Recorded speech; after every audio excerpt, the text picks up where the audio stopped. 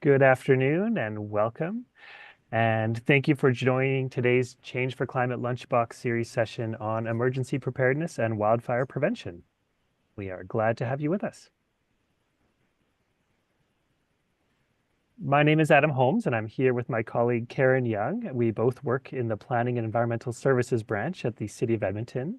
And we are very pleased to be joined by Nathaniel Watson, a fire prevention officer with Edmonton Fire Rescue Services, who I'll introduce in just a moment here.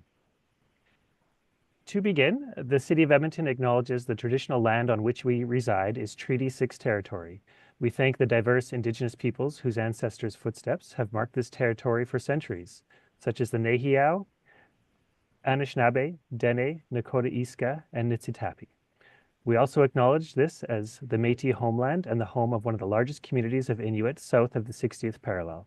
It is a welcoming place for all people who come from around the world to share Edmonton as a home. Together, we call upon all of our collective honored traditions and spirits to work in building a great city for today and for future generations. So now it's my pleasure to introduce today's speaker. Nathaniel Watson is a fire prevention officer with Edmonton Fire Rescue Services. He brings valuable insights and experience in wildfire prevention and emergency preparedness. So as Nathaniel presents, I ask you to please think about your own level of preparedness and where you might be able to improve. So Nathaniel, thank you for being with us today, and please go ahead and share your screen. Excellent. Well, thank you very much. So I promised Adam that I would start this off with a little bit of an interesting trivia fact about me and just sort of get to know me a little bit. So my name is Nathaniel Watson, and I'm a fire prevention officer with the City of Edmonton. I haven't always been here in Edmonton. In fact, my journey in the fire service began a very, very long time ago. So if you take a look at this photo here, you'll see that down at the bottom it says 1910. I'm not 100 years old, but this gentleman here happens to be my great-grandfather. And in 1910, that was 4 years before the Halifax explosion. And his daughter, my grandmother, was born in 1921. Now, his fire station was completely leveled during the explosion, and he survived. He survived because he was testing Canada's first automated fire apparatus on Citadel Hill. Had he not been part of that test, I wouldn't be here today. So, little piece of fun trivia just to kick off our presentation. My personal journey began with Halifax Regional Fire and Emergency back in 2005. I've been in the fire service for a little over 20 years as of April 5th. After Halifax, I spent some time with the Nova Scotia Firefighter School as an instructor. Then I moved to Nunavut, where I was an inspector, an investigator, firefighter trainer, and public educator for the territory of Nunavut with the Nunavut Fire Marshal's Office. And then I came to Edmonton. And briefly, before I became involved with Edmonton Fire during the coronavirus pandemic, I was a private fire investigator working out of my own company for another company. And then I got involved with Edmonton Fire, and I've been a fire prevention officer since 2021. And I have been enjoying my job here, as well as learning about the city. 4 years in, there's still plenty that I'm learning. It's a beautiful city. And one of the things that I learned in preparation for this Firesmart program is that Edmonton has the largest amount of naturalized area within its municipal boundaries, which makes it a very sensitive risk for Firesmart, or for wildfires, or fires in what we call wildland-urban interface. So we're going to kick things off by first talking about what is Firesmart and who are champions. Firesmart is a national program that was founded in 1993. Basically, the program itself developed some simple methods that people can take to increase the resiliency when they live in areas of what are called wildland-urban interface. And we're going to talk about the interface in a few minutes. The program itself developed what's called the wildfire disaster sequence. So what this sequence does is it looks at how a wildfire moves from being a wildfire into being what we call an urban conflagration. And that's the full transition from wildfire to a bunch of homes and buildings and municipal infrastructure on fire. It focuses on individual homes, and then it works outward from there to increase that resiliency in the naturalized areas. And it's meant to be implemented within small neighborhoods and communities. And we're going to talk about how that looks in Edmonton a little closer to the end. So the first thing is, what is the different, or what exactly is the wildland-urban interface? The wildland-urban interface is this. It's not really a boundary. It's the area where an urbanized area comes up against or is fully involved in a naturalized area. So on the screen, you can see that there is a picture that shows interface and intermix. These are both considered to be wildland-urban interface areas.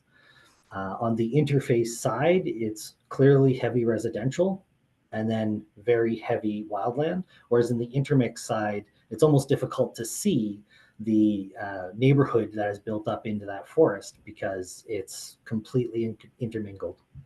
The situation that Edmonton falls in is closer to the interface side than it is to the intermix side, though we do have some neighborhoods, particularly in the river valley, that do mix a lot more heavily with our naturalized areas.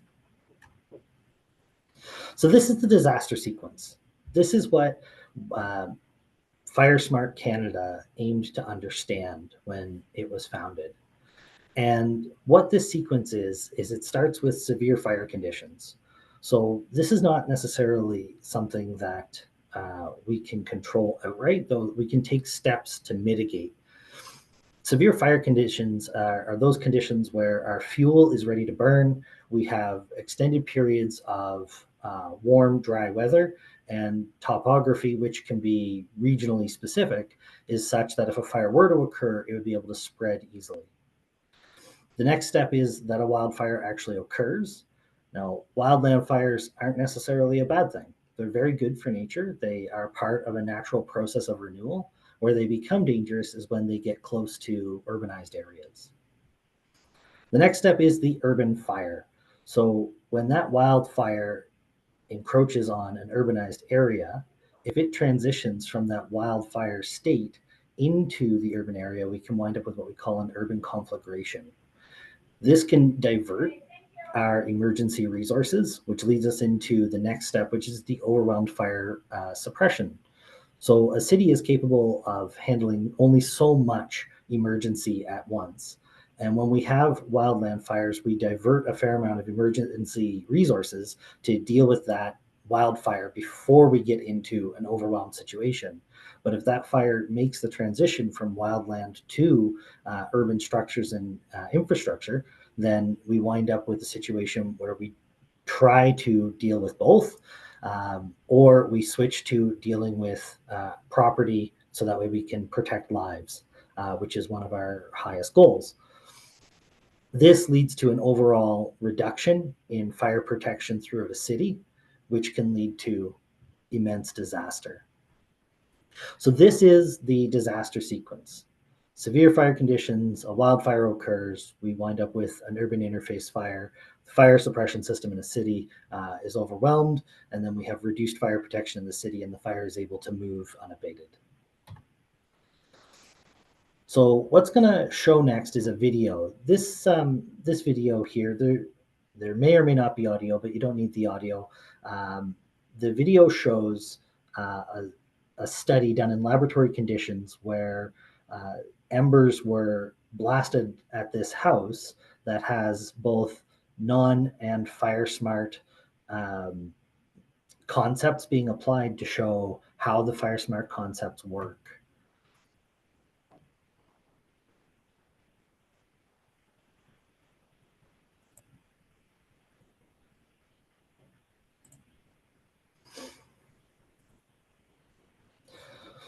So throughout the studies, what was determined was that it is not the radiant heat, which is normally a significant hazard in most fires. It's not that radiant heat that is igniting homes that are adjacent to a wildfire, even though wildfires burn at intense temperatures. It's the embers that come off of the wildfires that transmit into these neighborhoods or into adjacent properties. And then the combustible materials that are on those properties or around those properties allow those embers to smolder and build up heat, which can then lead to a fire. So this is a sample of heated embers and smoke being just blasted at this laboratory test fire. And you can see those embers are gathering in the mulch around the outside, and we're even starting to see some ignition. You can also see it on the gutter or the shingles where those embers were able to accumulate under folded shingles, or in the debris that had built up in the gutters. You can see how quickly the shrubs and the mulch have started fire, and now we're in the early stages of a structure fire. And this is changing what needs to happen from a fire suppression perspective.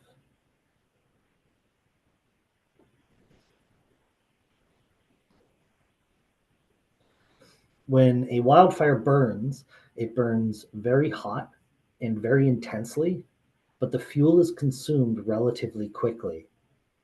However, when a house burns, it burns very hot and very intensely, but the fuel lasts a lot longer. And so you wind up with a situation where the fire passes over, the wildfire is burnt out, but it's left behind numerous structures that are on fire, which consume, again, a greater amount of resources to control those fires.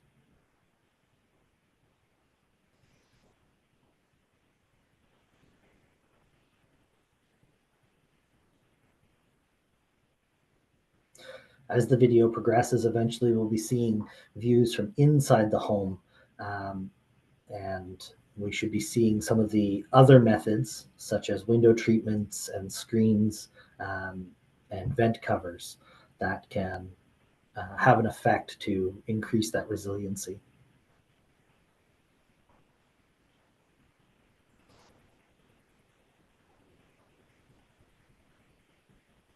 In this case here, you can already see that that particular window, the glass has failed from the heat.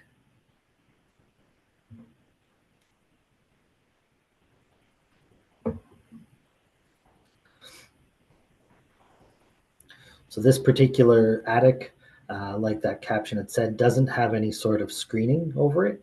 And the screen would prevent the embers from being able to enter into the attic.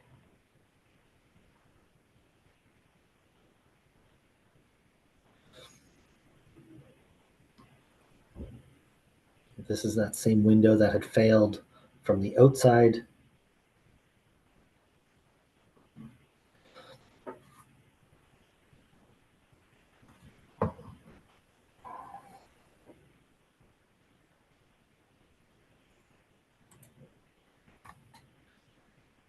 Okay.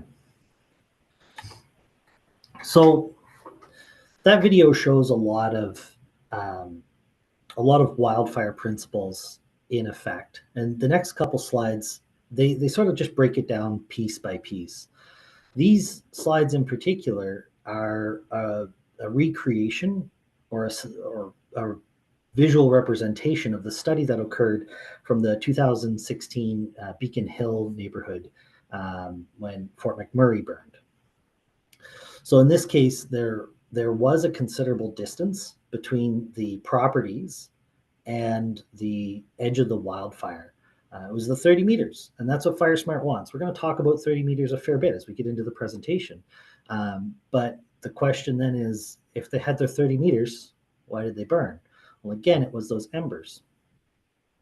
So the embers from the fire were able to transmit from that wildland fire into the neighborhood, where they landed in uncontrolled shrubs, combustible materials like decking or roofing, shingles that hadn't been properly either treated or maintained, so they had curled, gutters that weren't empty, things of that nature, which then started individual other fires. So you have to dispel the myth that fire will descend on our communities like a tidal wave or a wall of fire, and teach people that most often it's ember transfer that ignites a home, and that we can protect our community by ensuring that there's nothing for the embers to ignite. So as part of Firesmart, what we do is we look at those particular elements that can ignite, and we implement some practices that increase our resiliency. So here we can see that the wildfire is starting to dissipate. The radiant heat is starting to go away, but we now have sustained combustion in the neighborhood where these homes have caught fire. In a short period of time, 2 homes on fire becomes 4 homes on fire. Because as I'd said during the video, when a home burns, it burns at the same intensity. It has the same fuel characteristics, except that it lasts longer. And so this intense burning, and the fact that we build homes closer together, there's no longer that 30 meters for radiant heat to dissipate. And so adjacent homes caught fire from the original 2 fires, which then spread through the Beacon Hill neighborhood. So with Firesmart, what we look to do, if we go back to that disaster sequence, we look to interrupt the stage where there's a wildland fire and it transitions to being an urban fire. And how do we do that? We don't do that by waving our hands at that step and saying like, all right, stop, we want to be fire smart. We actually have to go back and we have to address the severe fire conditions, the fuel, weather, and topography. There's nothing we can do about weather and topography, but there's a lot we can do about fuel, right? Our homes are fuel, the things around our homes are fuel, the naturalized areas around our homes are fuel. And those fuels we can control so that way we create a natural barrier and increase the resiliency of our homes. So that way when that wildland fire does occur, it doesn't transition into an urban fire. So even though that arrow exists between wildland fire and urban fire, the steps that we're going to take are going to be back a little bit earlier. So what Firesmart does is it divides up the area around your home. If you remember from the beginning, I said that it starts at your home and it works its way outward. So it divides up the area around your home into 3 zones. And those are the immediate zone, the intermediate zone, and the extended zone. And the immediate zone is arguably one of the most important because it's the closest to your home and it is the space that you ultimately have control over as a property owner. If you live in areas like condo buildings and apartments, you may not have control over this, but you have some ability to talk to your landlords, property managers, condo boards, homeowners associations, things like that, and work at it through that method. But what's important about this particular zone is that it doesn't overlap with anybody else's zone. And so you do have a certain amount of control in this area. So around this area, we want to make sure that we have a non-combustible barrier that goes in that 1.5 meters around the home.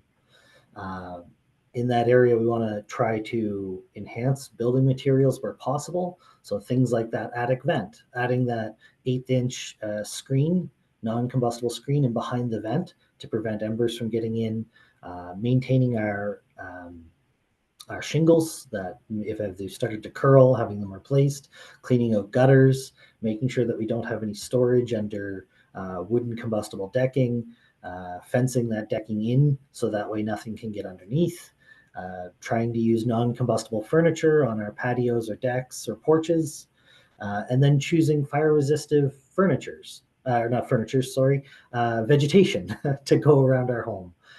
So that way, if we do have a wildland fire situation, we don't have those vegetative plants and bushes starting or continuing any fire. So this is an example. Here we have mulch up against a house, and this goes out for 1.5 meters. So this is not Firesmart, right? Because mulch is combustible. Where here we have a similar sort of 1.5 meters. It's a non-combustible material. It's a gravel. The grass is well maintained as well. So here, we've shown that it's a step. Some people look at gravel, crushed gravel, concrete, stone like that, and they think, that's going to look ugly. But there are ways to make it look good for your property. The next zone is the intermediate zone. So this is an area, if you're a homeowner, this is your yard, effectively. This is the space between your fences. This is your front and back. In some cases, where we have very closely to developed neighborhoods, your intermediate zone may extend into your neighbor's yard. So this is that space from the 1.5 meters out to the 10 meters. So here we want to consider fire-resistant vegetation again, non-combustible landscaping materials. We want to avoid any wooden debris and mulch. So if you have wood piles, we want to move them out of this area. If we store any sort of tanks, whether it be propane or fuel, they should be out of this area. Things like sheds. In this case, we're not talking about the garage that you see in the infographic, but if you look beside the house, there's a little shed just off to the right. Little sheds like that, particularly if they're used for storage of wood and debris, we would like to see those outside of that immediate zone, or sorry, the intermediate zone where possible. So here we have untreated coniferous vegetation and shrubs, and these are in the intermediate zone, not Firesmart. Here we have more manicured property. They have deciduous vegetation as opposed to coniferous vegetation, and deciduous vegetation is safer with regards to Firesmart and how fires propagate and travel. So this would be a Firesmart property. The last zone is the extended zone. And so the extended zone goes from that 10 meters out where the intermediate zone stops out to 30 meters from the home. So it is a 20-meter radius around the outside of that intermediate zone. And this zone is often where I get asked the most questions, where I'm not going to be surprised if there are questions from today. The biggest question that we get asked is, my extended zone goes into the naturalized area, it goes into a park, it goes into... So these are challenges that we face here in Edmonton trying to implement a Firesmart program in a large municipality. And to answer that question up front really quickly, we're aware of it. We're working together. The Firesmart program isn't just Edmonton Fire, it's the entire city. We have partners in natural area operations. We have partners with our bylaw group. We have partners throughout the city who are working together to address all of these concerns. And when we have neighborhoods that come up against our naturalized areas, there is work being done to try and address all of those naturalized areas to implement Firesmart principles and practices. But what can happen in here? Well, one of the big things is pruning the trees. One of the ways that fire travels in a wildland fire is that it uses what we call ladder fuels, and it climbs up to the crowns of a forest. If we have a ground fire and it can't transmit to the crown of the forest, then it'll likely burn out before it spreads. So pruning the trees up to 2 meters is a way to help make those trees safer. Removing some of the trees, not all, that might be coniferous vegetation that could burn a lot more easily, is also a practice that can be done. Any deadfall in that area, we want to have that removed because that deadfall is just another piece of those ladder fuels. So here's an example of a non-Firesmart property, and I'm just going to toggle back and forth between some slides just so you can see how implementing Firesmart doesn't change the overall image of the home or property, but does make it safer. So simple little things.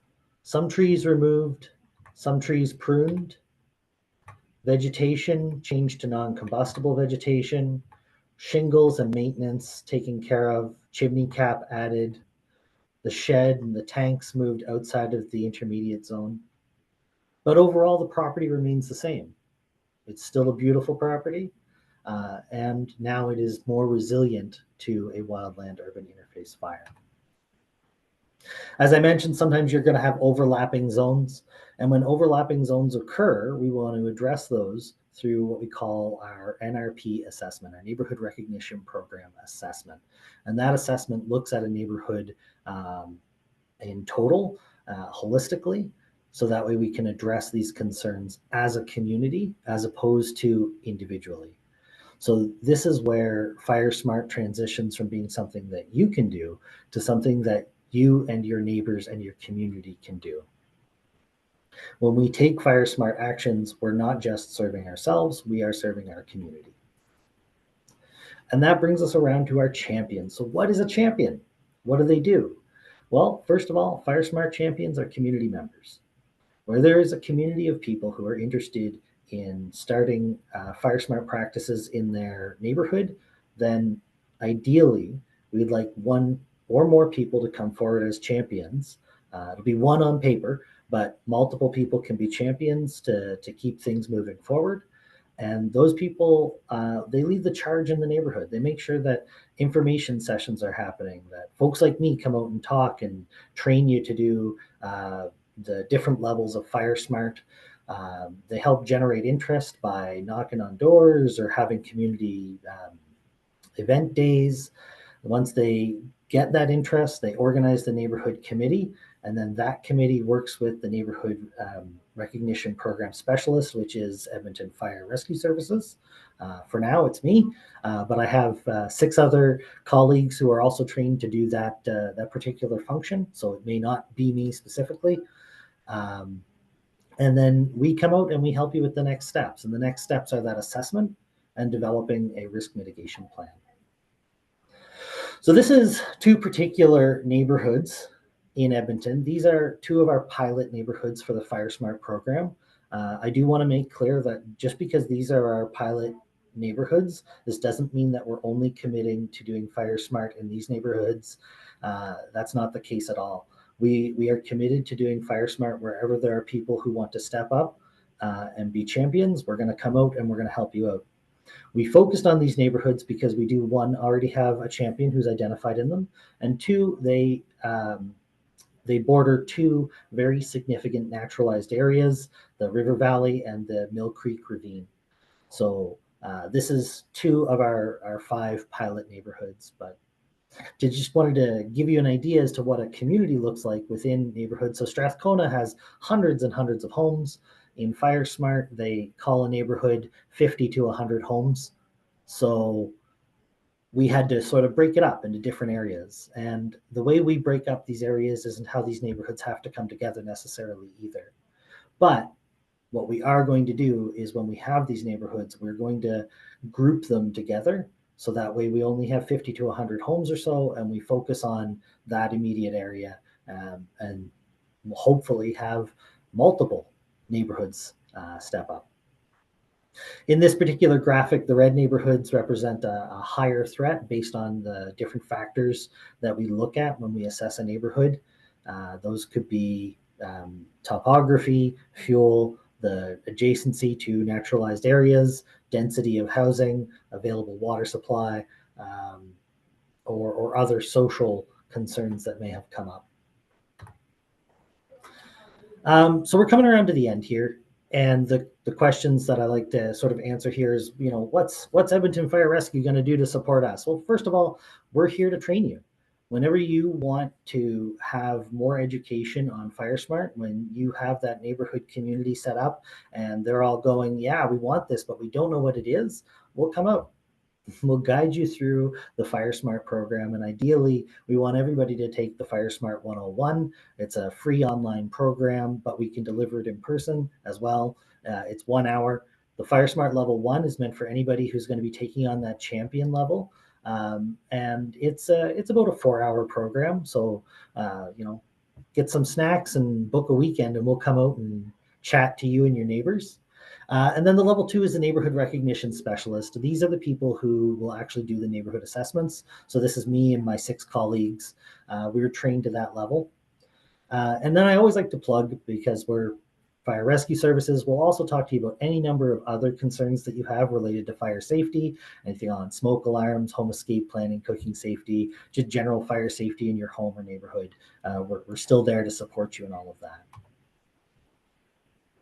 Assessments ultimately are a community responsibility. Um, we will help you perform the assessment.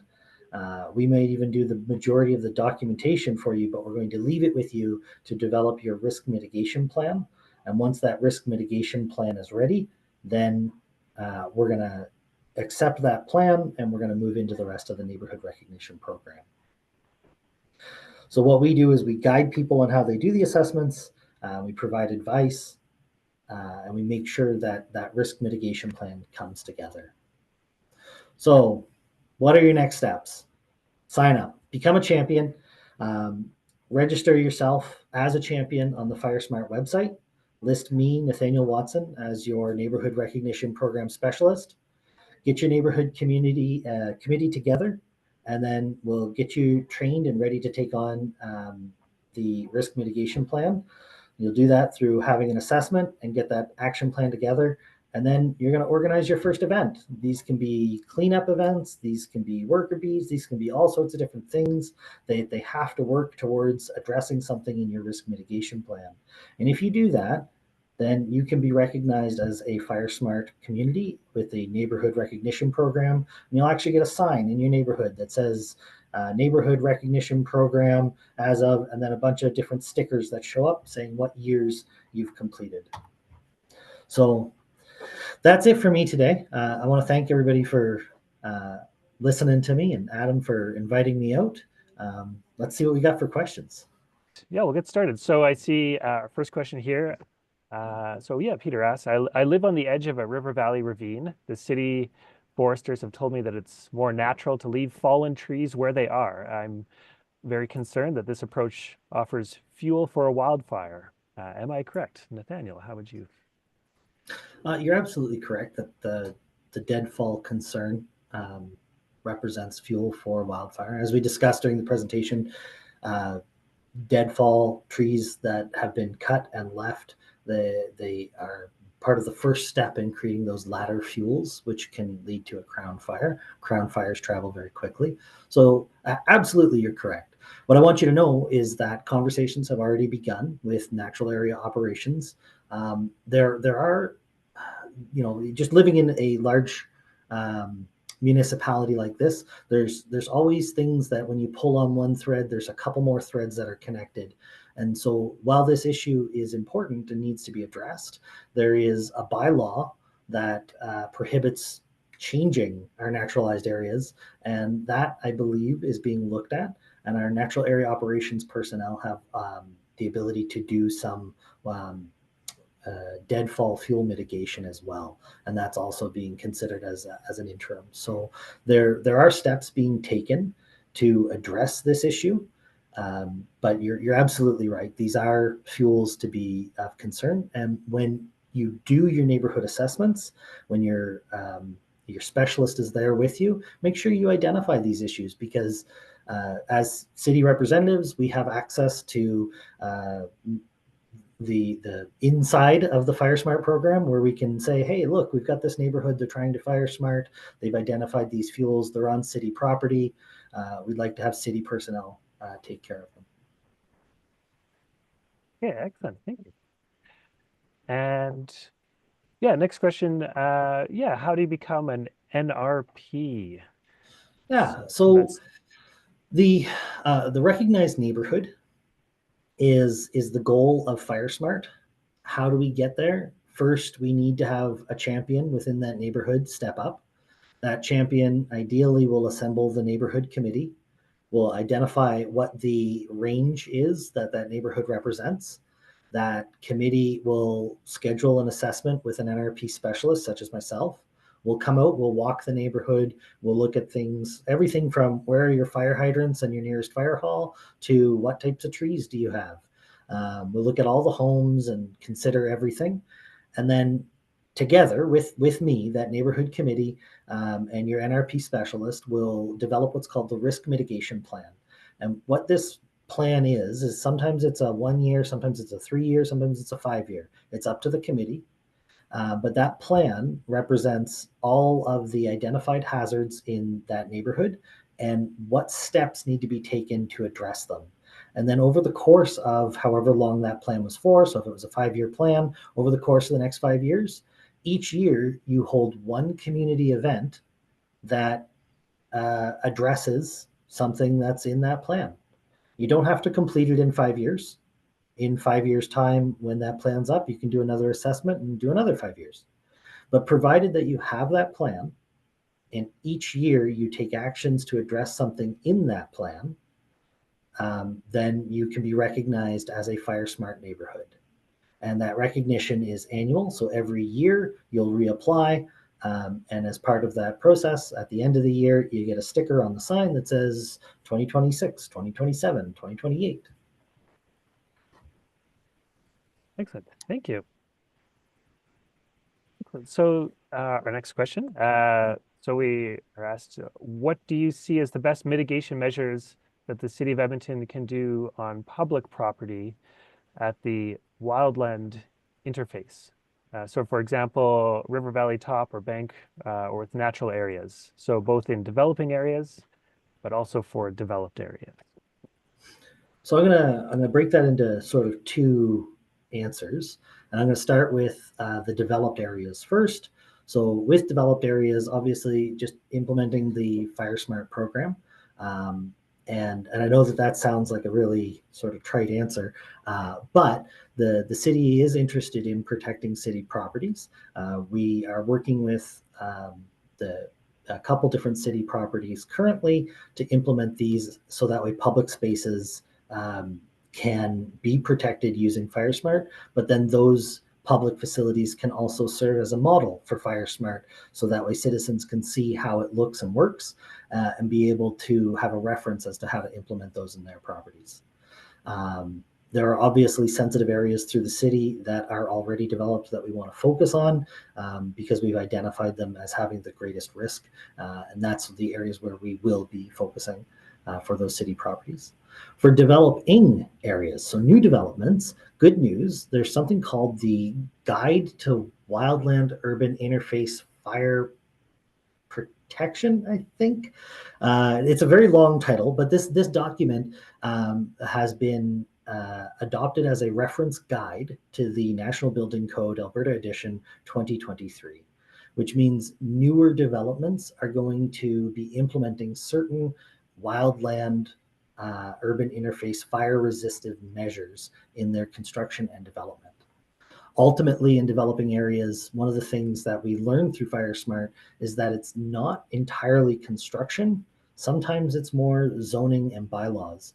So the other half of the answer is, while we do have construction practices that are going to be stepping up, it's also important for citizens to step up, work with their councillors to make sure that these developing areas do implement Firesmart practices. And then a question here just about the slide and the rendering from Firesmart about the 30-meter wide side yard. So just asking, so in the slide, what did it look like more if you're in a dense community where I don't have 30 meters wide, especially in my side yard, looking at that as it stands, I can't have anything in my yard if I want to be Firesmart. So feeling it doesn't feel realistic. So how would you, So two things for that one. The first thing is we don't have any of that graphics currently, but as we move through this year and go through the fire smarting process in different neighborhoods, I want to see if neighborhoods will allow us to take pictures, so that way we can use them as examples in our presentation. So stay tuned, future versions that will be coming. However, the second half of that is that there are things that you can have in your yard, even if it is a small yard. The idea behind Firesmart is not to say you can't have that and don't do that and you've got to cut down that tree. It's how do you enjoy what you have and offer the best resiliency to wildland urban interface fires. So I don't want to get rid of my tree. Okay, can you consider pruning it so that way we get rid of lower fuels? And as part of having a tree, making sure you clean your shingles and your gutters out because they'll fill with debris. So you can see that just as a light example, and that may not answer your question specifically, but that sort of concept transitions to a lot of things that we have on our property. Excellent, thank you. Okay, think we have one more question here so far, but feel free, folks. There's still time if you want to get your questions in. But this next one here. So being an urban municipality, how do you see the balance between Firesmart and ecology should be handled? For instance, diverse tree stands, so coniferous and deciduous is ideal for ecology and climate goals, but saying if that's not so much for Firesmart. So your points about the conifers or evergreens being more, more at risk for fire. So yeah, your thoughts on that? So, first of all, this is a very, very complicated question. And I know that we are considering it. I don't know that we've reached a solid answer for you on this. So I'm going to give you the first answer as very good question. I don't have an answer for you. What I can tell you is that we have proposed that in areas where we have residential neighborhoods that have within their extended zone, so that 30-meter zone, naturalized areas, that we fire smart those 30 meters, and then we let the natural area be natural beyond that. There is an importance to the ecology of having the undisturbed natural area. Everything that we want to remove from that area or clean up to fire smart is taking away the home for bugs and creatures and bacteria that play a vital role in our ecosystem. So you're absolutely right. There is sort of a clash between Firesmart and ecology in these areas. We're looking at ways that we can implement Firesmart to protect that 30-meter zone from the home without doing undue damage or disruption to the further ecology in the natural areas. Excellent. Thank you. That's great to know that that's something being considered. So excellent. Thank you. That's the end of our list of our questions. I maybe have one question for you here, unless there's any others. You touched on a bit about apartments or condos. Just thought maybe your thoughts too, if there's folks living in apartments or condos or maybe a rental property that want to support Firesmart practices. Any tips, things that they could do for these types of properties? So it gets a little bit more complicated when we get into multifamily residential areas, particularly when we have blocks of apartment buildings side by side, and specifically if they're apartments, not condos. Condos are usually governed by a board, and that board can have a bit more liberty in how they take care of the property than, say, an apartment that might be managed by a management company that may not be on site.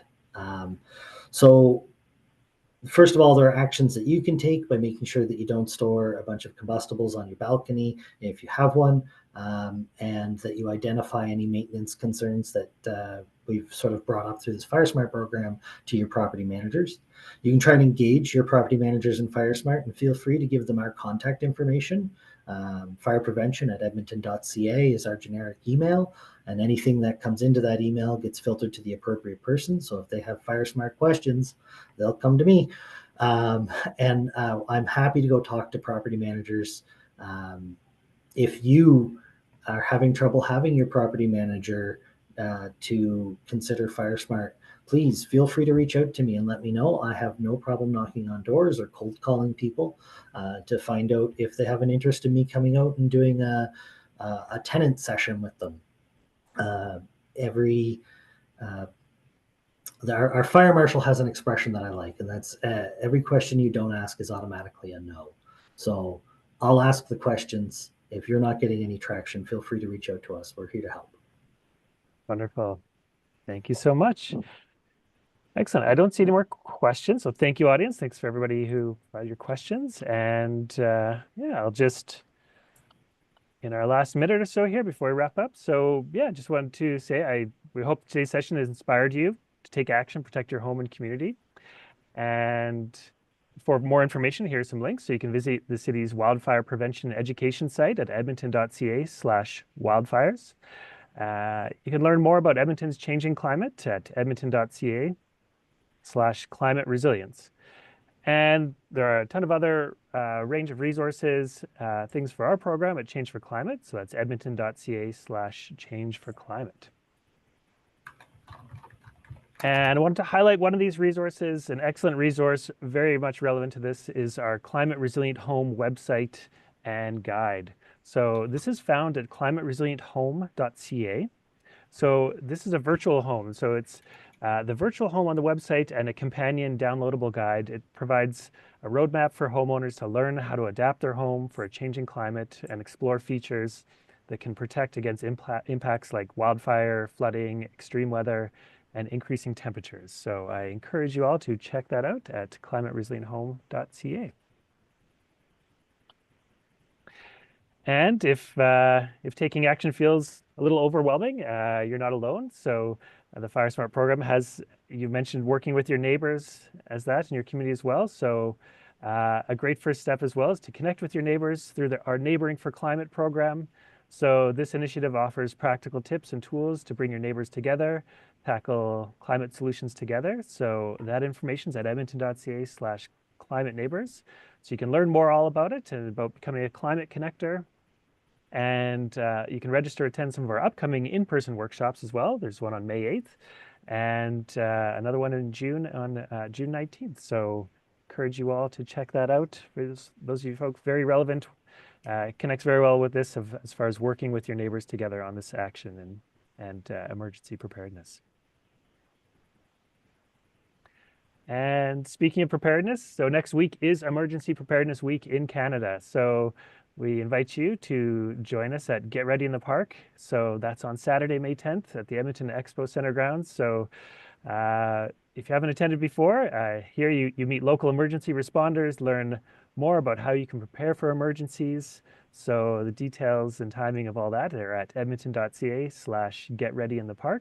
Our Change for Climate team will be there, and all our emergency responder services will be there too. So it's a really fun event for all ages. And there are many ways to stay informed about the city's climate change work. So be sure you can follow us on all our social channels on Facebook, X, and LinkedIn here. You can find us again at edmonton.ca/changeforclimate. Okay, and just to wrap up here, so a big thank you so much, Nathaniel Watson, for sharing your expertise with us today. So thank you also to my colleague Karen Young for handling today's logistics, and of course all of you, everybody who attended today, for taking the time to join us. So hope to see you again at another Change for Climate Lunchbox session soon. So thanks again. Have a terrific afternoon, everyone. Thank you.